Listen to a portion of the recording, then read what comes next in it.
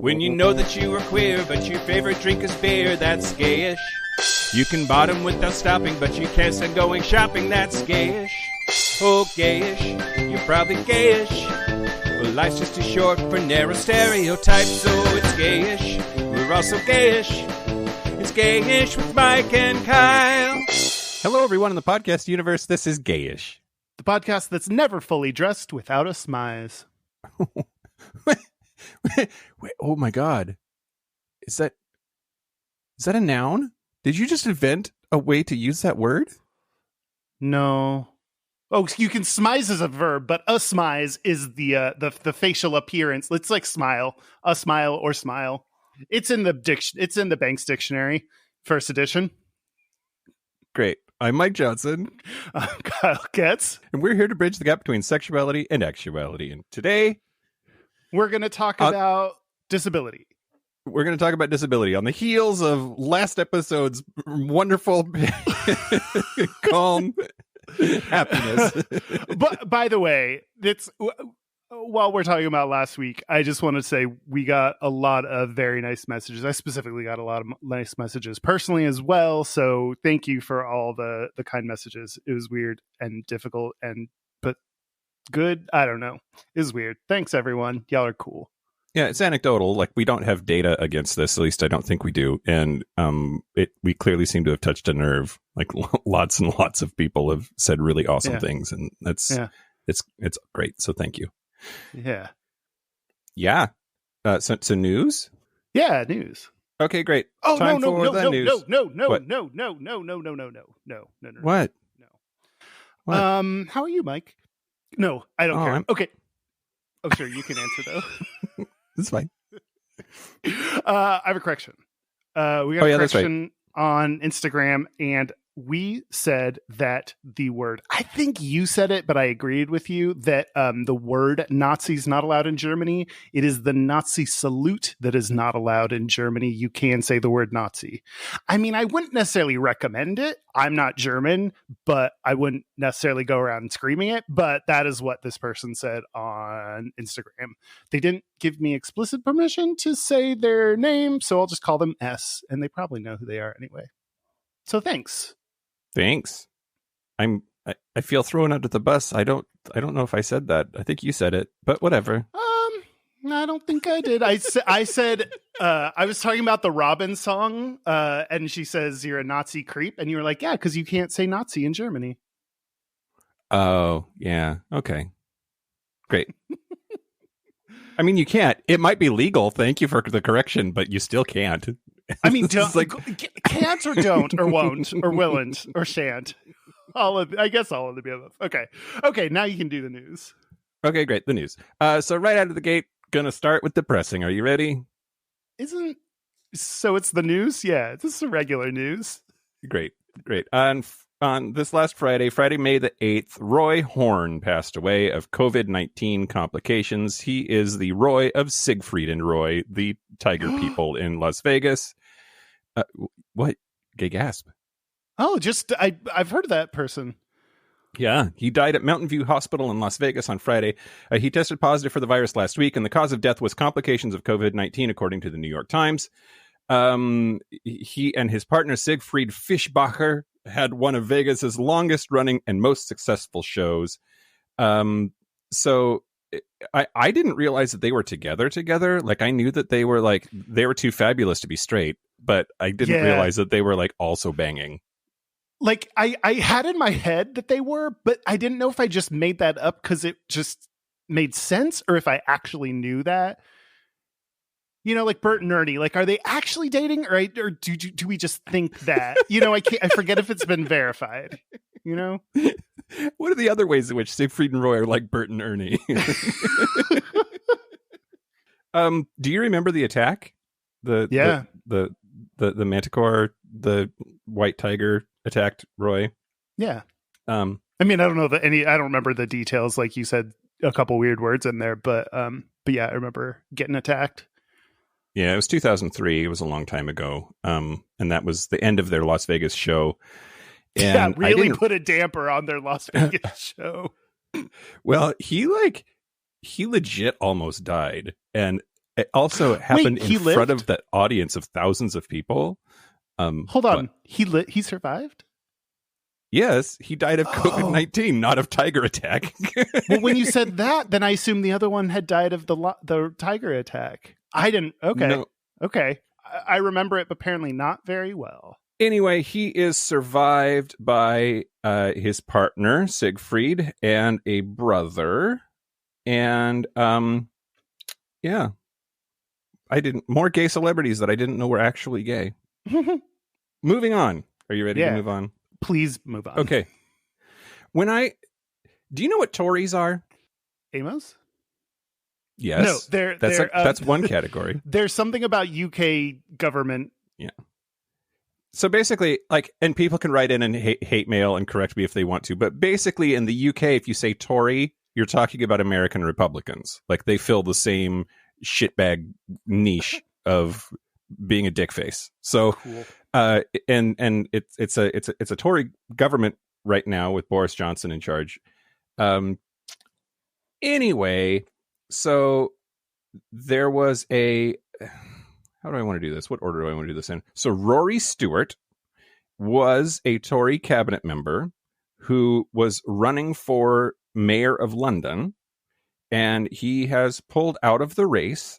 And when he was running, he was asked whether he thought trans women should be allowed in women-only spaces like toilets and changing rooms, which is a right that they already have under the UK's Equality Act of 2010.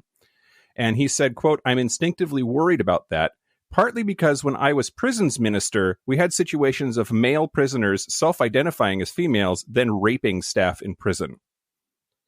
And so on the 7th, so just a few days ago, the Ministry of Justice came out. Lord Keane, who is a barrister and the spokesperson for Minister of Justice Business in the House of Lords. How about that for a fucking title?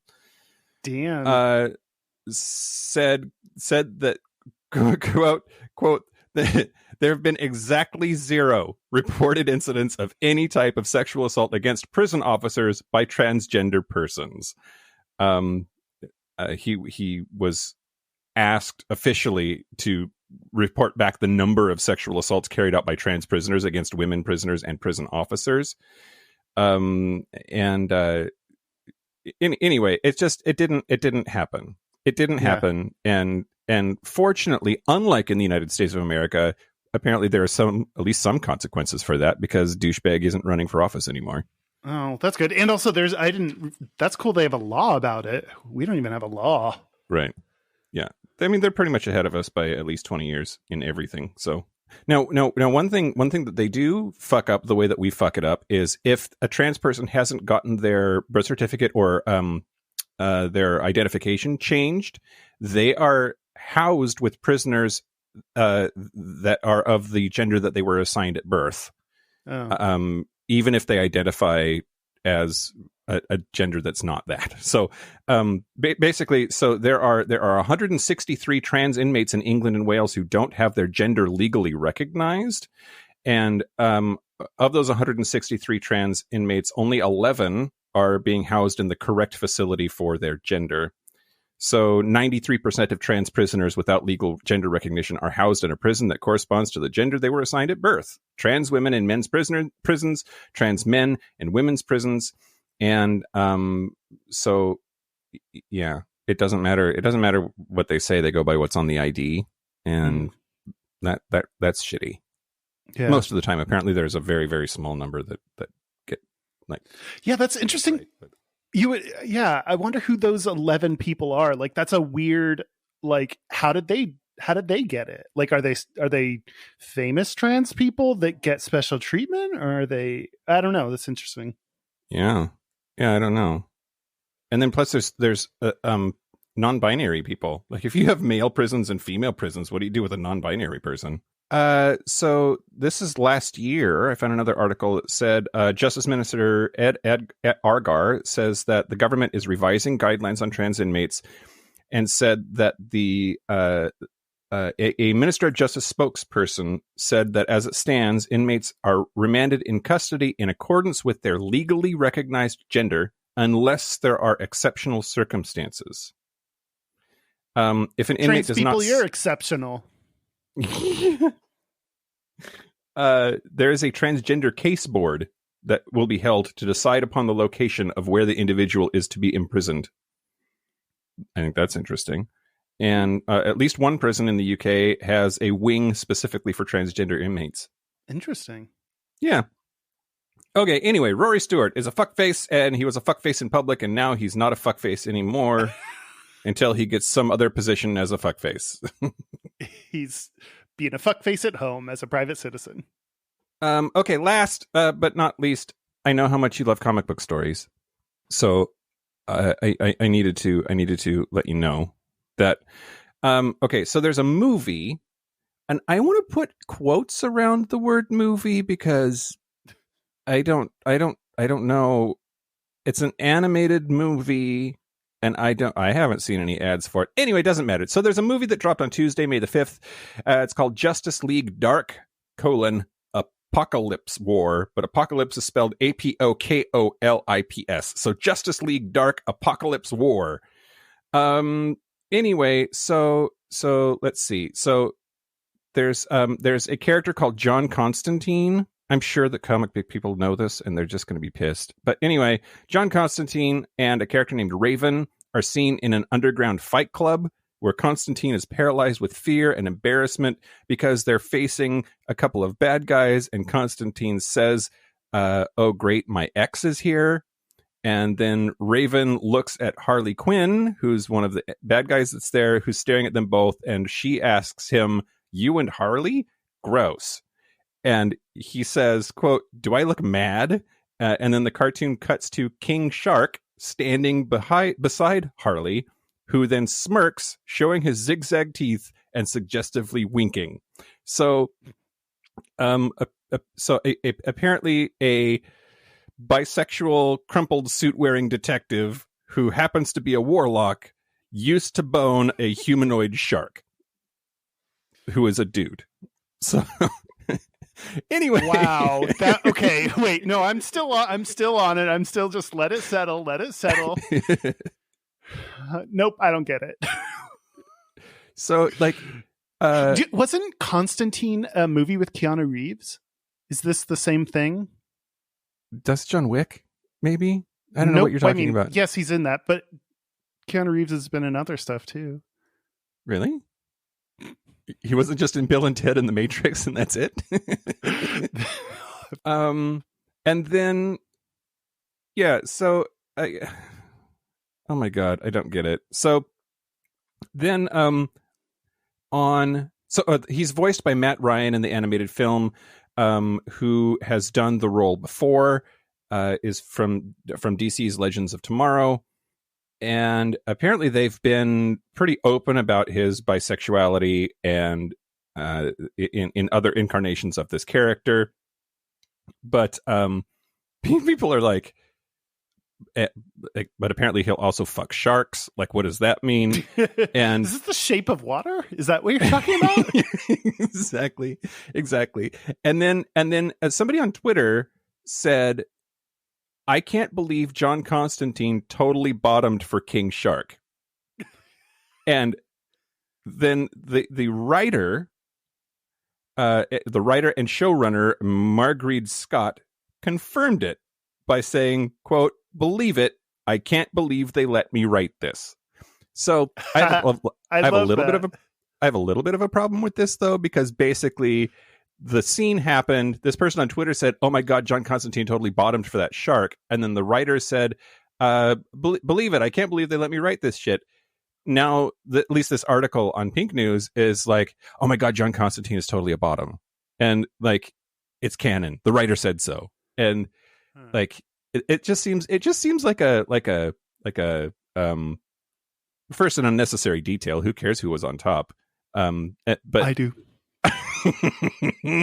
But it also feels like a J.K. Rowling, like, ex post facto, oh, Dumbledore's totally gay kind of a moment. But instead of I disagree. Like, if there's something in there that's suggestive, I still think that I feel like there are three levels. One is like it's explicit in there. It'd be like, wink, thanks for fucking me real nice. Like, if that's one level, it's explicit. this is the middle level where like the wink and it was suggested and we can read between the lines. And then there's the third level, which is J.K. Rowling, which is like, 10 years later, you're like, oh, wait, did I mention Dumbledore's gay? Did I forget to write that down? I swear I put a sentence in there. Did I not? Did I forget? Oh, well, that's true. Like just making it up, So I think this is in that middle territory. Yeah. All right. Well, I think that you might be into it because King Shark has like big arms and is real mean. You sound like you're describing like Avengers Endgame plus Jaws plus Sean Cody. Queer as folk. Which I like. Don't get me wrong. I'm down. King Shark also has like a big scar down his face and only one eye, as far as I can tell. Anyway, he's just like, yeah, he'd treat you real bad. I wonder if and that's the news. I wonder if he'd let me fuck his empty eye hole. Oh, God. Quarantine has made you real dark. Okay. Like straight guys like quote unquote accidentally put their dick in the ass instead of the vagina. They're like, whoops, how did I get to that hole? I'd be nose blasting the shark and then be like, oops. Oh my God. Wow. I guess I'm gonna keep doing this. I'm already inside your eye. Okay. You're a verse bottom, except when it comes to eye sockets of non-mammals. This is my kink. I have actually one more news story that just I know off the top of my head, and that is also a downer. Nina Pop is a Black trans woman that was found stabbed in her apartment, and kind of goes along with a pattern of, oh, Mike, can I do one news story myself instead of you? Here we go. Yeah, I'm listening. Great. I'm listening. We're in the middle of it.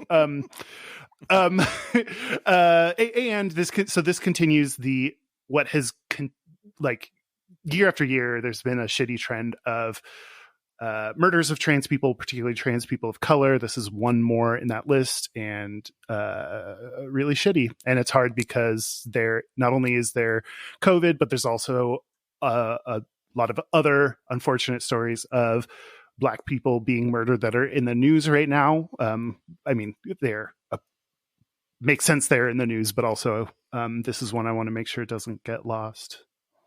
Yeah. So I've told 13 people. Okay, should I thank our Patreon members? Yeah, sure. Let's do it. Okay. Hi, Patreon members. This is just for you. If you're not a patron... Wait. What? We had a Patreon happy hour last week. And we did. A whole bunch of people showed up, and it was real awesome because I was expecting to throw a party and have 4 people there. And yeah, that was a lot of fun. That was really nice, like chatting with everyone. And I didn't even realize how late it was. We're thinking like once a quarter, maybe something like that. Yeah. We'll let you know. Sounds like people enjoyed that. And yeah, we'll plan on doing that more. We'll let you know when that's coming. Maybe. Probably. Great. Thank you to Patreon members. Jairo Peña. Which I think sounds like a really sweet Spanish word that I don't know what it means. Jalapeno. It's like jalapenos, brother. Okay. Tipsy McStumbles. one of the Tipsy McStumbles. One of the great names that we have had. Alice Berman. Which Alice Berman sounds legit. Yeah, it's Dr. Alice Berman, but she doesn't like to use the doctor because she's not pretentious. Exactly. And Kevin Henderson. Hey, Kevin. Thank you, everyone. So if you want to Kevin, thanks for having a name Kyle could say. Did you put him last because you can say it? I didn't. I have not thought about stuffing the difficult ones in the middle. But yes, you have. So I could like sprint not changing the order. Just so I could sprint through them vocally. Thank you to our Patreon members. If you want bonus content episodes, get the regular episodes a day early. You can go to Gayish Podcast. You can go to patreon.com/Gayish Podcast. Ta-da. Do you want to talk about disabilities? Yeah, let's talk about disability. So we're going to have Andrew Gurza on, who does Disability After Dark. That's a podcast. he's been on our show before. It was the episode about power dynamics, and then we've been on his show a couple of times, and it's always been really uncomfortable. Wait, okay, you need to clarify now because that could sound mean.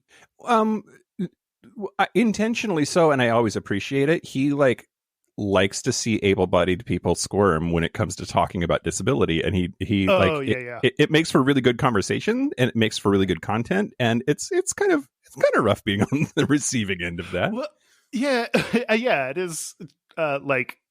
Hey, we're going to force you to confront a thing that you don't have to that's probably the point. Like, we're going to force you to confront this thing that you don't have to think about and don't really have the vocabulary for, and it's probably good that we have to do that and deal with it and talk on his show. So yeah. Do we need to make him feel uncomfortable back? How do we do that? I don't think he has. Okay, one thing I love about Andrew is I don't think he has discomfort in him. I don't think that's a thing he's capable of.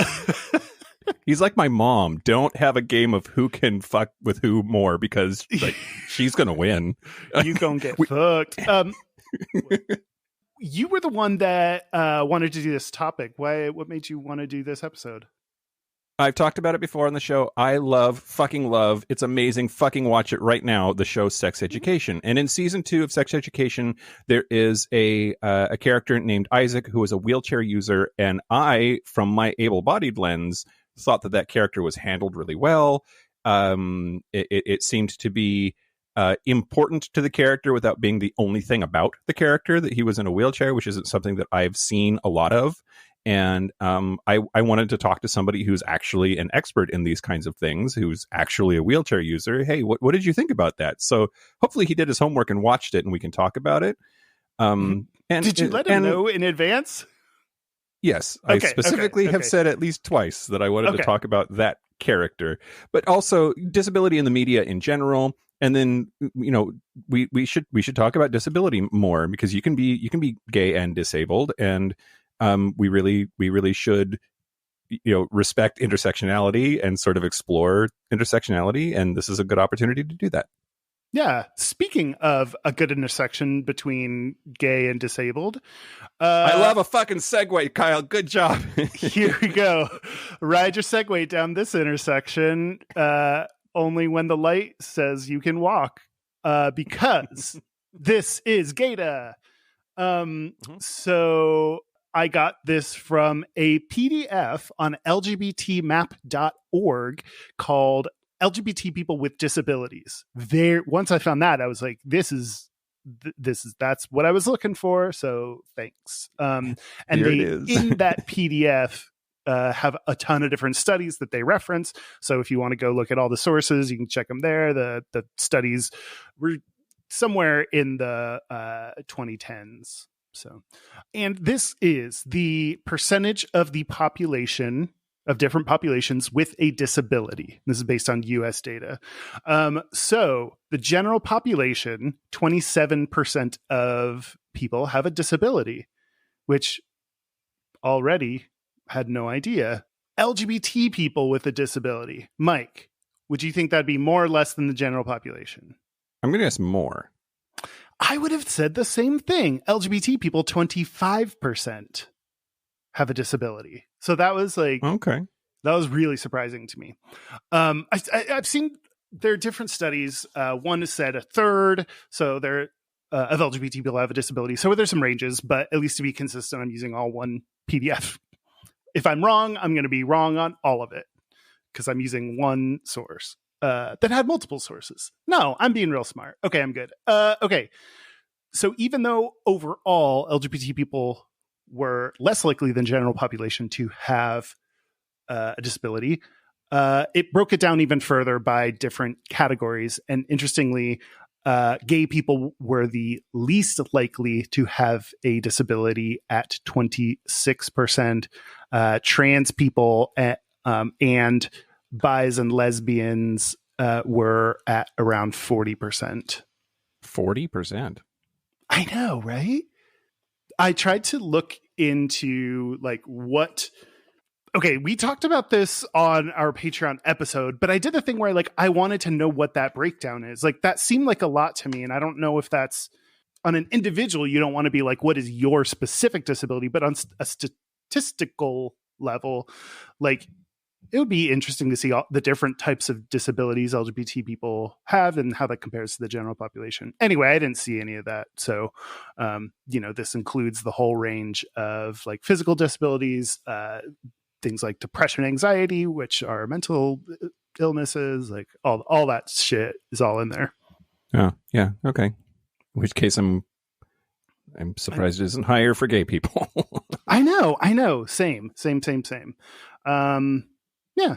So more common, at least. Maybe it's all the twinks say, I'm not depressed, I'm gay. And they just are mislabeling their own experience. Man, twinks have it so good for like, it's like Olympic athletes. Like, you're going to have it so good, but it's for such a short period of time. Like, once you get out of that window, man, you got to figure out what to do with the rest of your life now. Okay. Do you want to take a break and talk to Andrew? Sure. When we come back from the break, we will have Andrew Gurza of Disability After Dark with us to chat more about this. And it's going to be great. Cool. Should we take a break? Let's take a break. Let's take a break. This is the part where Mike and Kyle take a break. So are we back? We're back. We're back.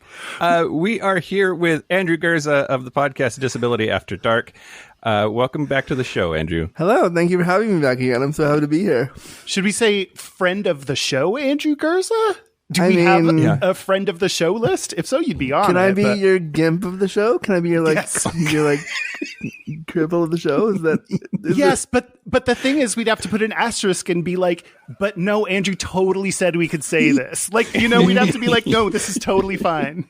Can you make a shirt that says gimp of the show with that asterisk? I would buy that. And I know like 3 other gimps that you know who would buy that. Oh my God. No, we can't. We can't sell a shirt with the word Gimp on it. We're just not that. We just can't. You can do that. We can't. I can do that. I could totally do that for my podcast. Maybe I should. Before we move on any further, happy birthday. It was your birthday last week. Thank you. It was my birthday last week. I am 36. What the fuck? What is happening? Who is this person? Wait, is this that thing where you're actually 36 again because you've been 36 several years in a row, or like you're like legit? No, I'm like officially like I'm legit 36. Are you trying to shade me? I don't know if I don't know. Well, fucking Dan's face would suggest that you were shading me. So the last time we were on your show, you asked if I was 50. So like I feel like all of this is acceptable. It's a fair play. It's a fair play. I was only saying you're 50 because maybe I like daddies. You don't know. Yeah. So disability. So one of the things I wanted to talk to you about before we like really dive in too deep here is that we recently did a Patreon episode about Washington State has a Supreme Court justice now who is her name's Justice Whitener, and she is she's black, she's gay, she's disabled, she's an immigrant, and like she's just like everything, like all of the things in one person. She sounds like she's my favorite person. How do I be your best friend? Like, we really should, Dan, get on that. We want to talk to her. No, I'm kidding. So one thing I wanted to ask, like Circle of Trust style, if we could, is that in none of the articles that I read about her in preparation for that episode could I find out what her disability was, and then I felt bad for trying to figure it out. Like, and I'm wondering, like, what's the etiquette on that? Because I think there's a natural curiosity, but also maybe there shouldn't be. I think that you can be curious, and you can think that, and you can, like, I think there's a natural curiosity. It's what would happen if you walked up to her and were like, "Excuse me, Judge, what's your disability?" Like that's where the problem is. I'm not saying I think the curiosity is valid. I think everyone is naturally curious, and I think when we encounter things we don't normally encounter, i.e. disability, it's common to be like, what's going on there? Like, I want to know, like, explain this to me.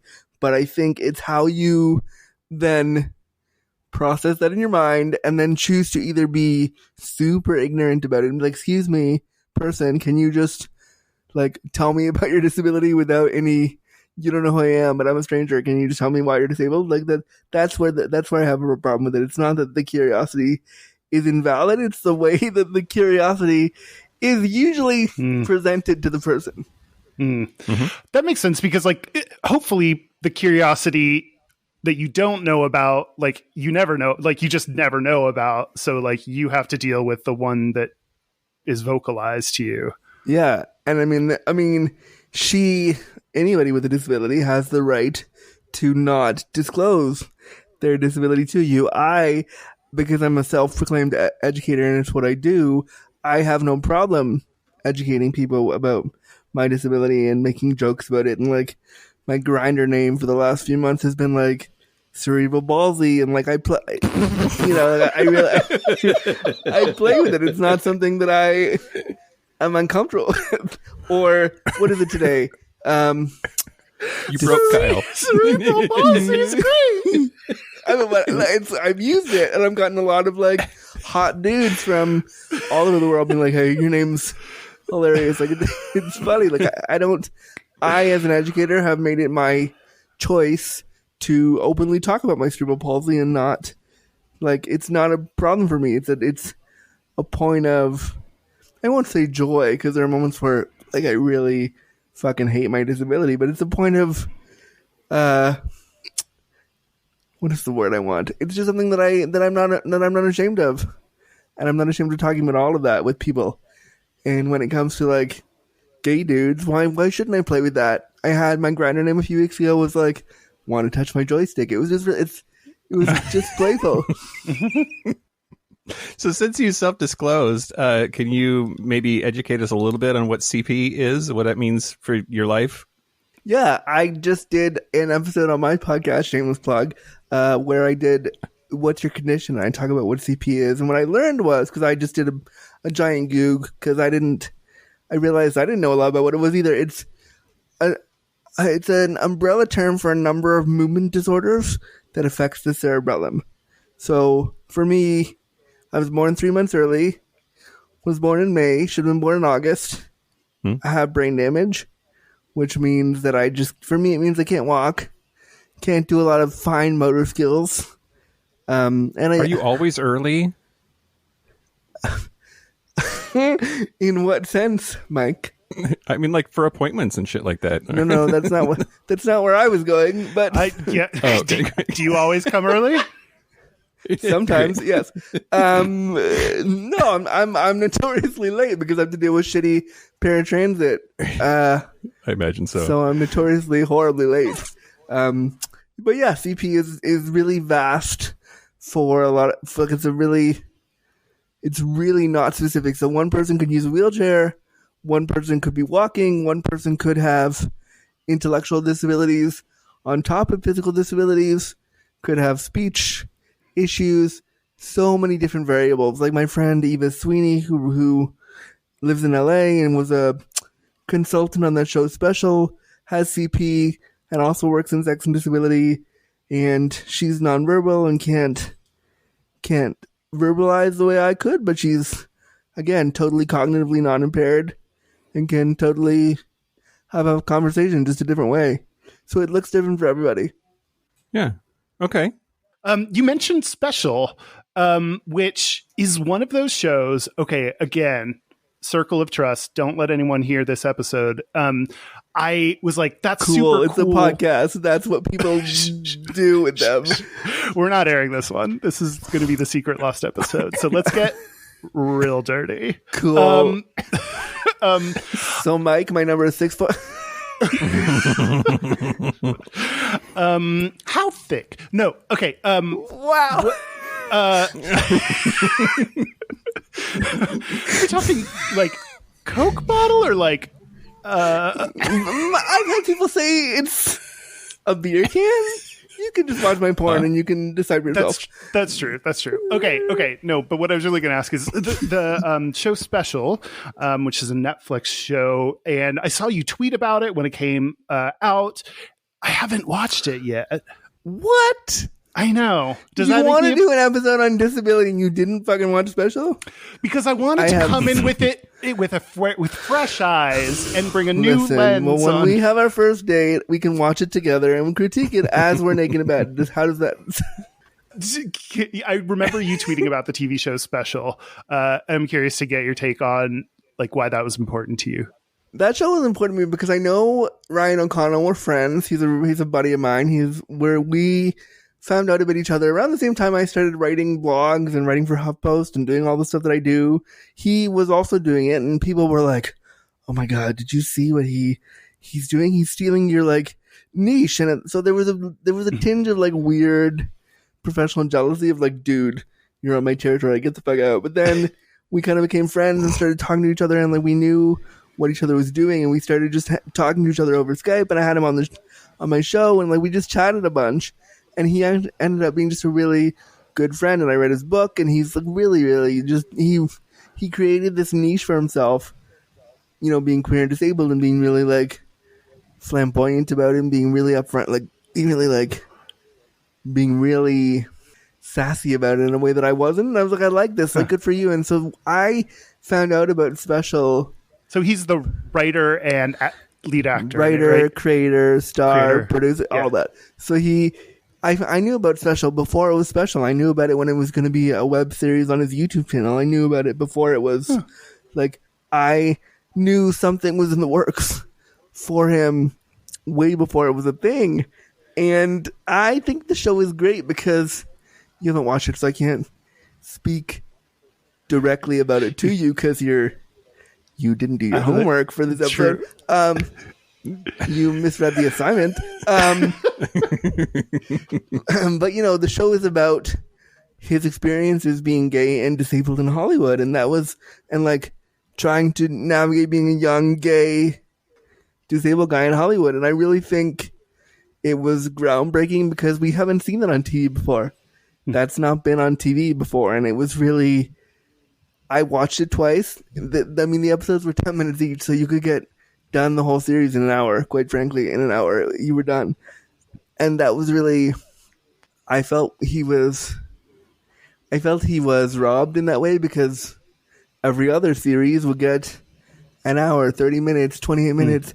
His series got 15, and it was like, well, why didn't you give him more? So, but I feel like putting that conversation on TV, he created a version of himself that wasn't, in my opinion, wasn't entirely likable, and I like that too because he was playing against the idea that the minute I tell you I'm disabled, you're going to think everything I do is amazing.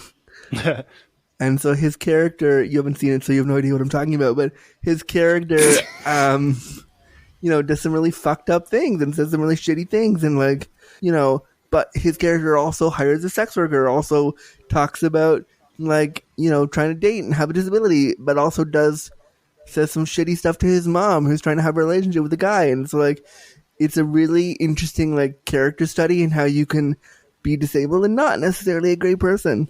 Yeah. So I have a review that Variety wrote and called the main character, quote, quick and snarky, deeply insecure, and sometimes more selfish than he's willing to admit. He makes mistakes and pays for them. Yeah, and that's what I really enjoy that about his character, because usually when you see disabled people in media, they are angelic and sweet and beautiful, and they're on their deathbed, or they could do no wrong, and they're so great and blah blah blah. And this guy was like kind of an asshole, and I was like, this is important because guess what? I could be an asshole too.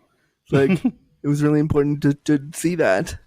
This is something I've absolutely learned from you and now see more and more often is disability porn, I think is how you describe it. Can you tell me a little bit more about that? You mean inspiration porn? Oh, sorry. Yes, inspiration porn. Disability That's what I mean. porn is what I did, where I fucked that guy for an hour. Yes, inspiration you were in porn. disability porn. Inspiration porn. Yeah, inspiration porn an hour is when straight? Like, I mean, he was pretty gay. No, it was 22. It was 22 minutes of like an hour gay, and we had to play brothers. It was very weird. It was not my ideal porn scene, but I don't know. He was a friend of mine. He called me bro a bunch. He called me up. It was fun. Great. He like. Sorry, what? Oh, Anyway, so inspiration porn is the idea that like, oh, good for you. You're doing something with your day. Oh wow, you're disabled and you breathe today. I feel so blessed to know you. Wow, and it's that kind of stuff. Or it's like when they do a news story about like tonight at 11. A really sweet, touching story about how so-and-so wanted to go to the prom, but she couldn't because she's in a wheelchair. And so her classmates saved up all the money and threw a prom for her. Wow. And they do a whole news story about how, like, Nancy wanted to go to the prom, but she couldn't because disability. So then the other students did it, and they did this thing where they, like, talk to everybody except Nancy and be like, well, why did you do this for her? And they're like, oh, because she's so great and we're so friends. And meanwhile, they haven't spoken to her ever, but the news is there. So, like, it's a great story, that kind of stuff. Yeah. Yeah. Yeah. And that's something I think something else I've seen since I've seen you post about it is when people post, they will say like, look at what these two able-bodied people did for this disabled person. Look at these two able-bodied people. They're so cool. They're so generous. Like its focus is not on the disabled person. Yeah, the focus is on the able-bodied people doing this great thing. And I think maybe they did do a great thing. Like I think it's okay to do great things for disabled people, but it isn't okay for like the news people or for you to take out your phone and then be like, I'm gonna film this guy helping this other guy have lunch, and I'm gonna put it all over social media. Like I've seen it. I've seen it where somebody will offer to help somebody with a disability have lunch, and we'll feed them the food, which is, something I have help with every day. And so that's great. But like, why would you film it and then put it on Twitter? Like, why? Yeah. Why does it have to be a viral? Why did it have to go viral? So you're talking about like inspiration porn, and Kyle's point that like it's focused on it, like the able-bodied folks instead of the person with disability. It's a little bit of an awkward segue, but I wanted to talk about a text message that I got from a listener and then cool. Chat about that. Yep. So young Nicholas, who's one of Big Fatty's friends, texted me and said, can you all do an episode for ALS? My brother-in-law is suffering from ALS. I'm currently talking to somebody with ALS and the struggles they face as being LGBT with a disability. Just trying to raise awareness for the disease and help people understand. And where my head went, like immediately thinking about ALS is the Ice Bucket Challenge, which it's been a few years since we had that. Yeah. But that whole thing feels like an exercise in what we were just talking about, right? It's hot people taking their shirt off and dumping water on themselves, feeling great that they've done something for this disease.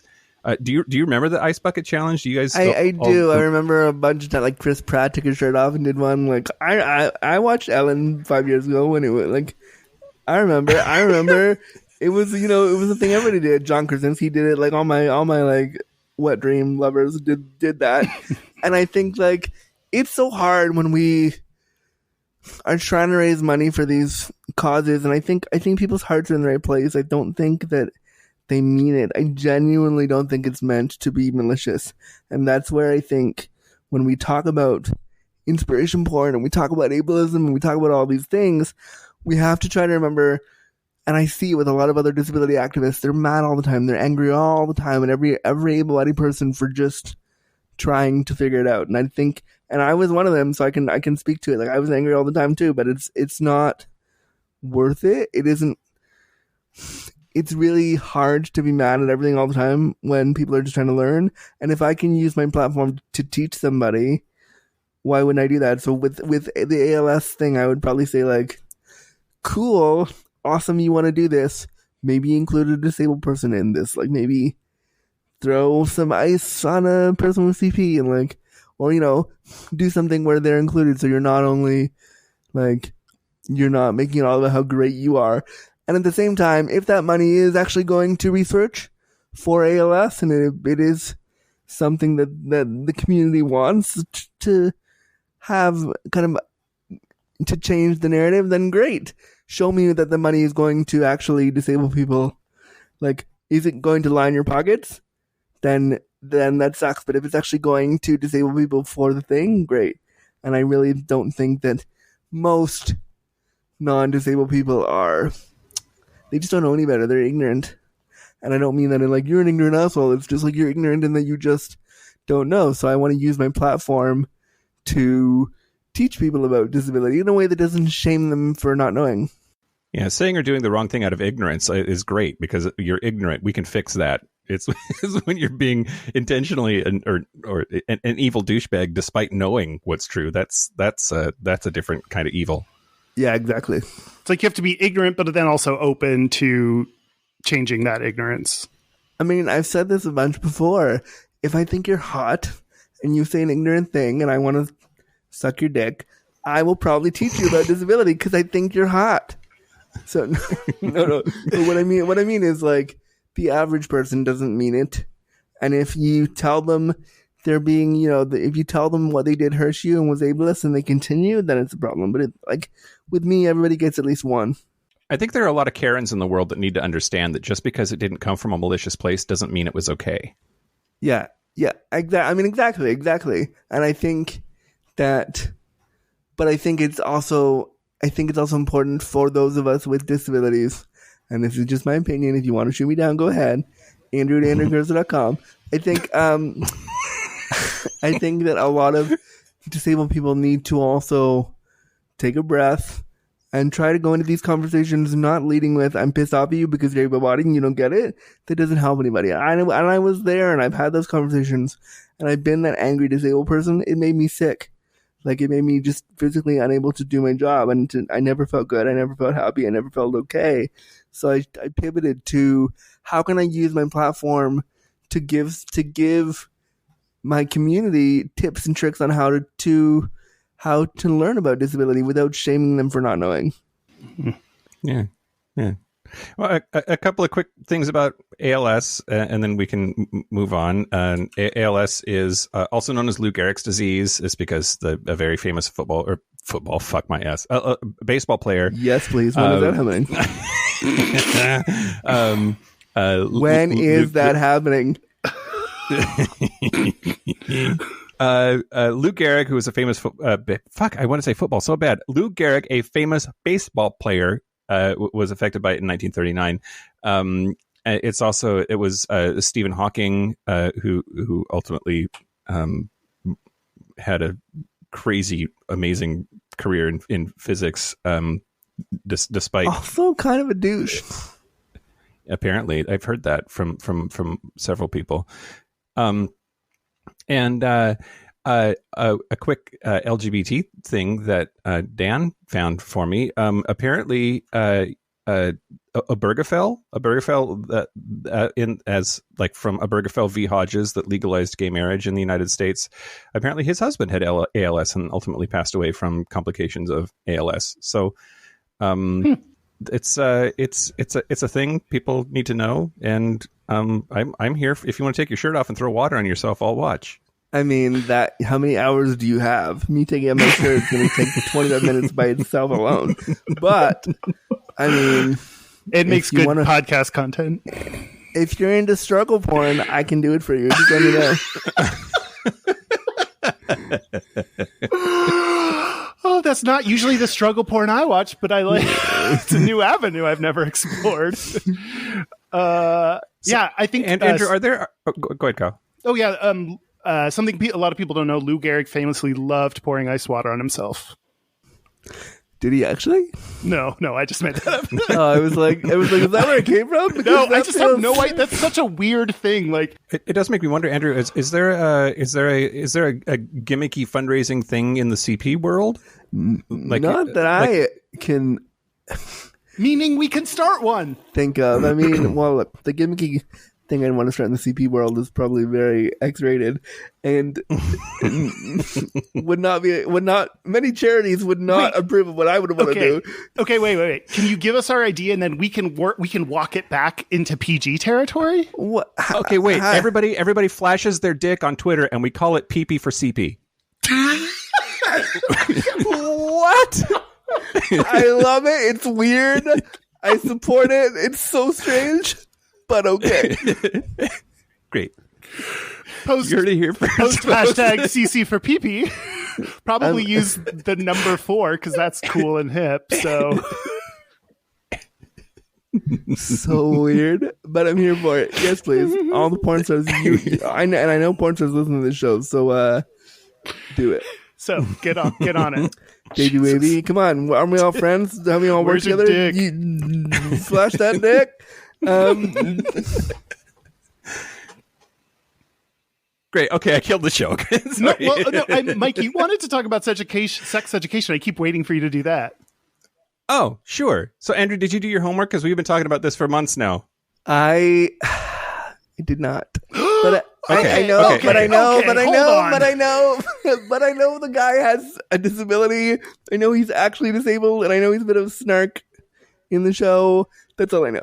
That's all I need. Sex Education, an amazing show in which Gillian Anderson fucking slays it. In season 2, the whole season, there is a character named Isaac who is a wheelchair user, and he is the neighbor of one of the main characters, and he and his brother, who is his caretaker, they steal propane from her. So, like, he's immediately a sort of conflicted character in the presentation, right? Because full on like stealing from this chick and a wheelchair user, and they're sort of using, I think, the effective inspiration porn to get away with it. Anyway, and then he ends up being a super awesome dude. He's played by an actor named George Robinson, who was paralyzed at age 17 in a rugby accident, and Sex Education is his first role. He's super sexy and fun, and has this like really sort of cool and confident presentation. And I wanted to ask about, if you had watched it, like what your feelings were, because as an able-bodied person, I think that I'm susceptible to the awe factor and not seeing what's problematic as much about a character. So instead of focusing on sex education in that person, I misread the assignment. No worries. It's fine. It's fine. Well, here's your makeup assignment. We'll give you partial credit for answering this question. Okay, teacher.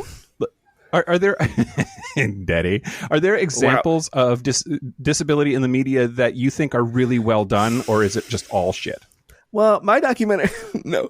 I do think there's some good representation. I mean, I've got to go back to Ryan O'Connell. That's a great, got to go back to Special. That's a great example of a character that's fucked up and flawed and real. And I think also the guy from that show Speechless on ABC is not, that was a family-friendly show, and they had to be really careful what they did on that show because they were on ABC and a big network and blah, blah.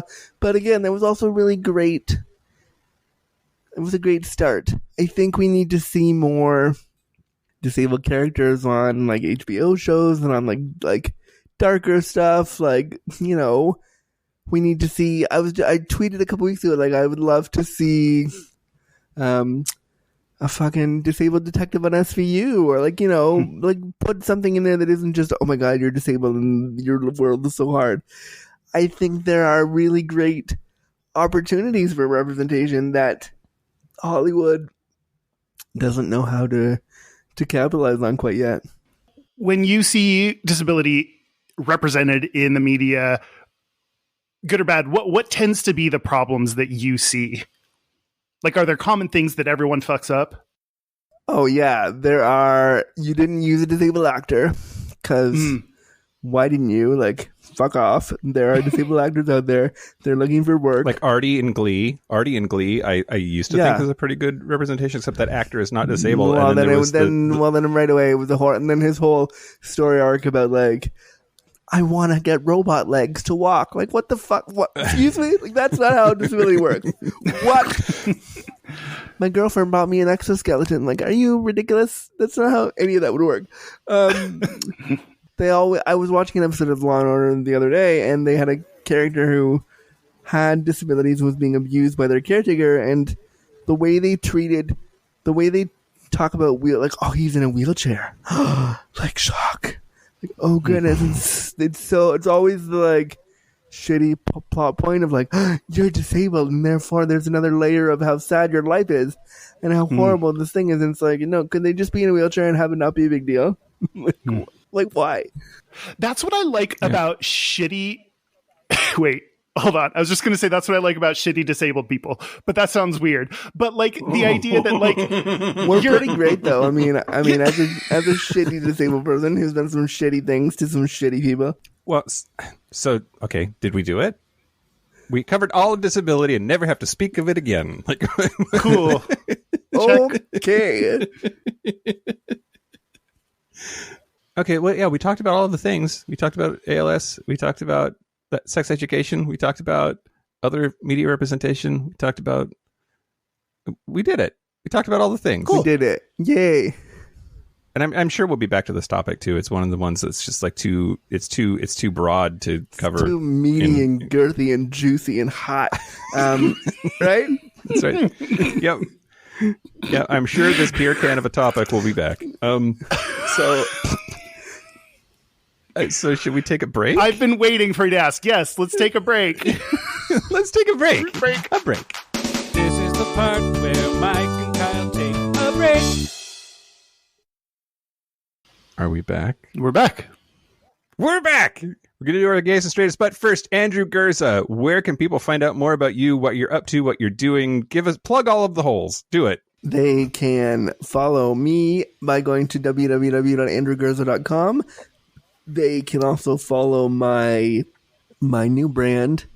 My new brand is Handy that I'm doing with my sister. It's a sex toy company for disabled people, by disabled people, and it's all about putting pleasure within reach. They can sign up for updates about that because we're trying to create the first line of sex tech for disabled people. They can follow us there at www.thatshandy, handy with an I.co.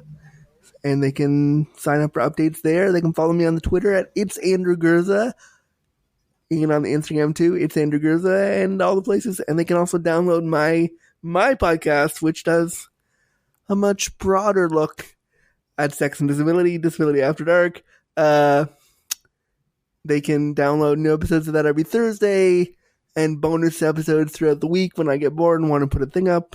I'm just starting to do more content because why the fuck not quarantine? They can follow that wherever they get their podcasts. Awesome. Sweet. Well, no, Mike, no. One thing I'll mention before we get into our stuff, we have 2 new things of merch that you can find on a merch store. One is Gay for Pay Attention to Me, a new t-shirt that we have up, and we also have a face mask with our logo on it. So thanks, Dan, for getting those things created. So go to gayishpodcast.com/merch if you want to see those or any of our merch.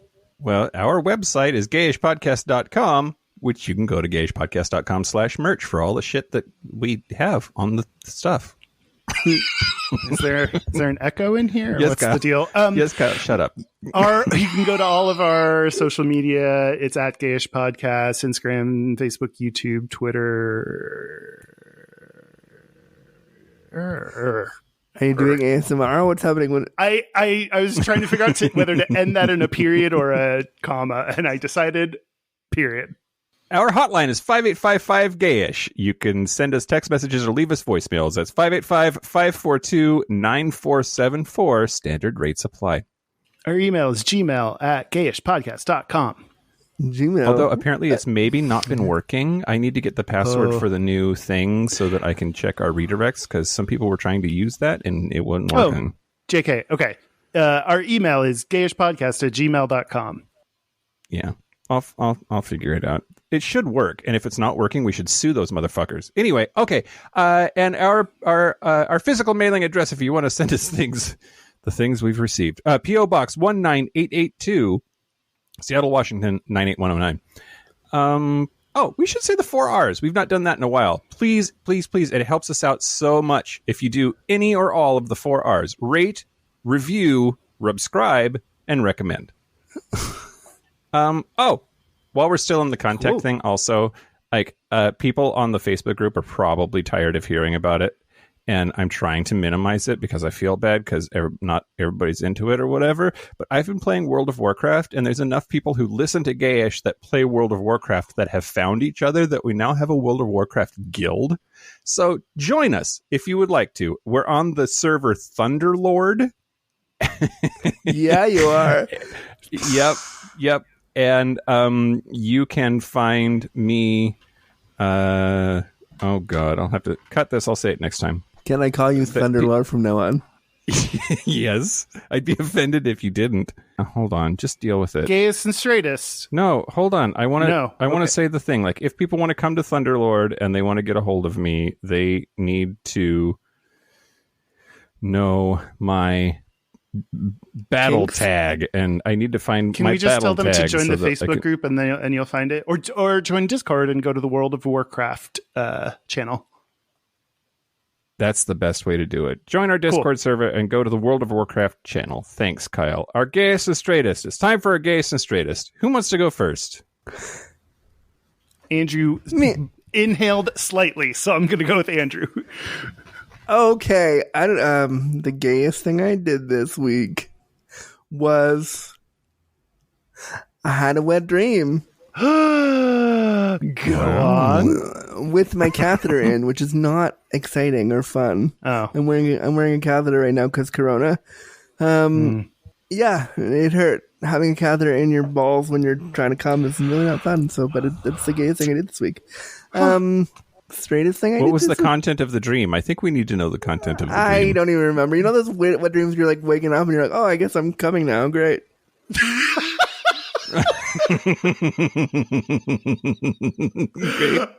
If I was hooking up with anyone and they said, "Oh, I'm coming now," I don't know whether that'd be like a compliment or an insult. It's happened to me during sex sometimes, because sometimes I don't have sex for long periods of time because disability and blah, blah. So when I get the chance to finally be with somebody, I'll get really excited. My body will release, before I want to. And I'll literally have to be like, yeah, I'm going to come in 5 seconds. Like, oh, we just started. What? Okay, see, if that ever happens, because I'm usually the bottom, so it's usually the top that's like, that happens to that comes, I like take that as a compliment. I'm like, fuck yeah, I nailed that. I made you come so quick. I mean, and it's not like you can't do it again. Oh Like, yeah, this that's is the best part. Especially if it happens really early at the beginning. It's like, cool. And now I have a load in me. Now we can like do regular foreplay stuff. Now I can smoke a blunt and then talk to you, and then I can fuck you again, knowing a little bit more about you. Well, let's not go too far. Yeah, you're starting to sound like me on the one know people thing. Yeah. That's yeah. Okay, sorry. Keep How about going. your straightest? The straightest thing I did this week, well, I've been in quarantine for like ever, but the straightest thing I did this week was give the straight jogger who was jogging down my street without a mask, like the sternest, angriest, like old lady look. Me like, you need to be wearing a mask. Fucking get it together.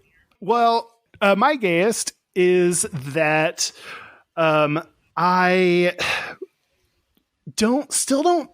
Wait, no. That's my straightest. Hold on. I have two straightest things. Okay, everyone shut up. Okay. My straightest thing. The look on Dan's face right now is keeping me the most energy. You have a video podcast where all you show is his reactions to your ridiculousness. I would pay an extra fucking $5 a month on your Patreon just to watch that. It's like we have a Dan reaction YouTube channel where everything is just a Dan reaction video to us talking. Seriously, and not even joking, I would pay $5 a month to watch that shit happen. Dan, you can have a brief window where you're permitted to talk. Any opinions on this? Do you need to? All I could think was, Kyle, that's literally the entire structure of the show, Gayest and Straightest. Well, you know what, Dan? Sometimes you're just super straight and you don't mean to be. Oh no. Okay. You're delusional now. What? Nothing. Do we get I was to making vote fun on of the which of your but- straightest things is actually your gayest thing? Is that how this is Sure. going to work out? Yeah, let's do it. I like that. Okay, so my straightest thing is I ran out of sugar and I ran out of creamer, so I've just been adding milk to my coffee. So the fact that I'm not adding sugar to my coffee makes me feel like, yeah, I don't need it to be sweet. I can drink coffee with milk because I'm a man. That doesn't sound That sounds straight. That pretty just gay, sounds actually. sad. That's gay? But that's That just straight. I don't sounds need like, sugar. That just sounds like you got to call out the Instacart person and be like, please bring me my fucking creamer. You think, It's like, super gay because you cut reducing- the carbs out of your coffee, basically. Oh. Although there are carbs in milk. Yep. It's been decided. Fucking Dan needs his own. Okay. You need your own fucking shit. You need your own reactions. Can that be a Patreon tier level that we can craft together, please? Apparently, well, some of our members, Patreon members, have requested to control Dan's ass, like we did in one of our Patreon segments, where listeners got to control the butt plug in Dan's ass. So maybe there's going to be a level where you just get all access passes to Dan. I mean, that sounds fantastic. But I want to control his ass, after quarantine and after social distancing in real life. Well, this is the social distancing way to be in Dan. Yeah, but I have such a nice dick, though. I just feel like it's a waste otherwise. Okay, make a mold of your dick, send it to Dan. Dan, you construct a vibrating. Okay, this is okay. Well, I don't know what I'm doing anymore. What am I doing anymore in my life? Your other straightest. My other straightest is I still have not done anything with Animal Crossing. I downloaded Animal Crossing, opened it up, and then immediately closed it because I was like, I don't know what's happening. I think this is Minecraft for homosexuals. Do you have a Switch? No. I have a Switch, but not the kind that you're talking about. The new Animal Crossing everybody's playing is on Nintendo Switch. Like, no, it is? No, there's an app on your phone, right? I don't think that's the same thing, Kyle. Dan, it's definitely not the same. What is it? It's an app that's been around a really long time. It is not New Horizons, which is the exciting new one that everyone is playing. Okay, then correction. My straightest is I have no idea about what Animal Crossing even is or what's happening. That's my straightest. Agreed. Okay, Mike, are we still recording? Should we start now? Okay, please go. Great. So the gayest thing about me this week. Sorry, I feel like this entire episode has been me being like, please let's end this. I don't know why. I don't know what I'm doing. I think quarantine or I don't know. Queerantine? Queerantine? Why have I never thought about that before? Episode 81, Pedophiles. Queer in teen. Oh my god. Oh. Okay. I can't. No, hit me later than I thought. No. Age of consent is 16. Okay, the gayest thing about me this week. So my roommate got super ass stoned and watched a fuck ton of YouTube videos on how to cut hair. So I let him practice on me, and he gave me a haircut, which is why I look sort of kempt. And the gayest thing about me was like halfway through the haircut, freaking the fuck out because I wasn't necessarily down with everything that was happening, and then passively aggressively not saying anything. Oh, I get it. I figured, okay, like the worst possible outcome is that I just fucking shave my head because I've got buzzers and clippers, and I've done the like 2-guard all over thing before. Like Andrew, I can have Dan, Andrew's haircut. I see your head. I see your head. It's hot. Turns me on. Yep, said it. There it is. But then he's like a couple of times asked why I haven't posted my new haircut on social media, and I've been like super passive aggressive about it, and that feels super gay. No, you were putting your life in someone else's hands, and it's your fault. Yeah, I just know that I have to see nobody but you for a while. The straightest thing about me this week is that I've gone back onto keto, which I think is totally gym bro straight to begin with. But I also found keto bread at Costco, which I'm pretty excited about. And I just have I've had so many keto bread and ham and butter sandwiches. Oh, you sound like you're living in the 1940s right now. I know. Right, butter and ham sandwiches. Like, oh no, the bombs are going to be coming down over your English parish there. Yeah, true story. Yeah, great. So that's it. That's it. A special thank you to Andrew Gurza from Disability After Dark for being here with us again. Andrew, thank you so much for being a friend of the show. Anytime. And now that I've seen your producer, I want that fucking Patreon channel. Just please. Just do it like once for me and I'll be so happy. Also, thank you to Nicholas Barnum, the rusty trombone, for the ALS suggestion. Yeah. Anybody else to thank, Kyle? Nope. Thank you. Have no Thank you to gratitude this myself. I'm going to be, I don't know. for being here, You know, for showing up, for being waking up before 8 p.m. incredible, for really inspiring myself to be the best me I can be myself.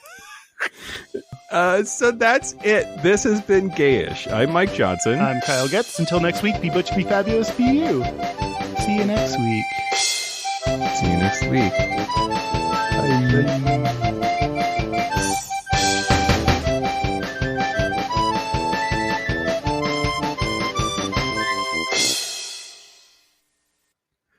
Okay. Wow. This is the easiest I've had all day. Okay. So